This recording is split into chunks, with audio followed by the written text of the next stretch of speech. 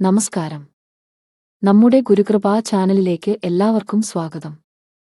ഇന്ന് നമ്മൾ സംസാരിക്കുന്നത് ജ്യോതിഷത്തിലെ ഏറ്റവും നിഗൂഢവും ശക്തവുമായ ഗ്രഹമായ രാഹുവിനെ കുറിച്ചാണ്. രാഹുവിനെ നമ്മൾ പലപ്പോഴും ഒരു ഭയത്തോടെയാണ് കാണുന്നത്, അല്ലേ?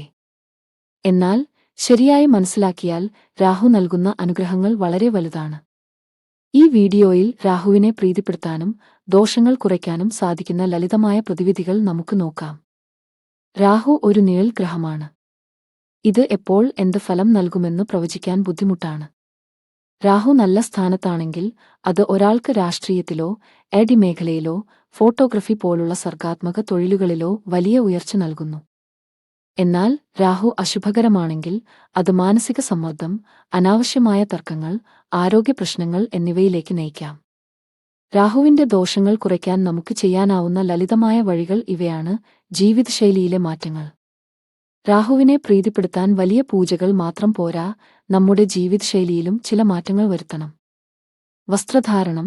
നീല നിറത്തിലുള്ള വസ്ത്രങ്ങൾ ഉപയോഗിക്കുന്നത് രാഹുവിന്റെ ദോഷം കുറയ്ക്കാൻ സഹായിക്കും. ബഹുമാനം. മുതിർന്നവരെയും പ്രത്യേകിച്ച് ഭാര്യാപിതാവിനെയും മുത്തശ്ശിമുത്തശ്ശന്മാരെയും ബഹുമാനിക്കാൻ മറക്കരുത്. രോഗികളായവരെ സഹായിക്കുന്നതും നല്ലതാണ്. നായകളെ സംരക്ഷിക്കുക. തെരുവിലെ നായകൾക്ക് ആഹാരം നൽകുന്നതും അവയെ ഉപദ്രവിക്കാതിരിക്കുന്നതും രാഹുവിന്റെ ദോഷം കുറയ്ക്കാനുള്ള ഏറ്റവും എളുപ്പമുള്ള മാർഗമാണ്. ശീലങ്ങൾ. കഴിയുന്നതും മദ്യപാനം ഒഴിവാക്കുക. ലഹരി പദാർത്ഥങ്ങളിൽ നിന്നും അകന്നു നിൽക്കുക.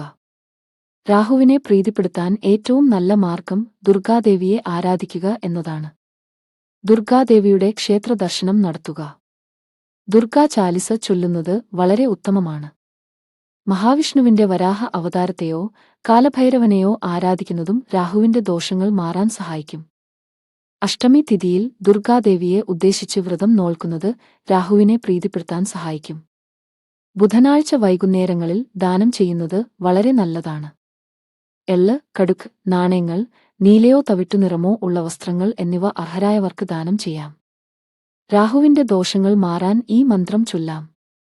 മന്ത്രങ്ങൾ ഉച്ചരിക്കുമ്പോൾ വ്യക്തത വളരെ പ്രധാനമാണ്.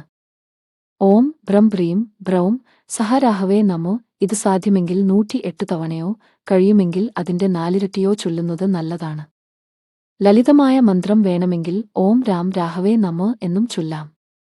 ജ്യോതിഷിയുടെ ഉപദേശപ്രകാരം മാത്രം വെള്ളി മോതിരത്തിൽ ഗോമേതകം ധരിക്കുന്നത് രാഹുവിന്റെ ഗുണങ്ങൾ വർദ്ധിപ്പിക്കും. 8 മുഖമുള്ള രുദ്രാക്ഷം ധരിക്കുന്നത് രാഹുവിന്റെ ദോഷങ്ങൾ കുറയ്ക്കാൻ സഹായിക്കും. ഇതിനായി ഓം ഹും നമ എന്ന മന്ത്രം ജപിക്കാവുന്നതാണ്. നാഗമുത്തയുടെ വേരോ അല്ലെങ്കിൽ വെള്ളചന്ദനത്തിന്റെ വേരോ ബുധനാഴ്ചകളിൽ ധരിക്കുന്നത് നല്ലതാണ്. രാഹുവിനെ പേടിക്കണ്ട, പകരം കൃത്യമായ ജീവിതശൈലിയും പ്രാർത്ഥനയും കൊണ്ട് നമുക്ക് രാഹുവിന്റെ അനുഗ്രഹം നേടിയെടുക്കാം. ഈ പ്രതിവിധികൾ വിശ്വാസത്തോടെ ചെയ്യാൻ ശ്രമിക്കുക. ഈ മന്ത്രം കമന്റ് ബോക്സിൽ കുറിക്കുന്നത് ഒരു പ്രാർത്ഥന പോലെ മനസ്സിൽ പതിയാൻ സഹായിക്കും.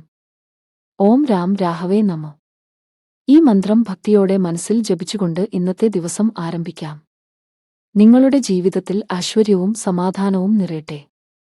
വീഡിയോ ഇഷ്ടപ്പെട്ടാൽ ലൈക്ക് ചെയ്യാനും മറ്റുള്ളവരിലേക്ക് എത്തിക്കാനും മറക്കരുത്. വീണ്ടും കാണാം. നമസ്കാരം.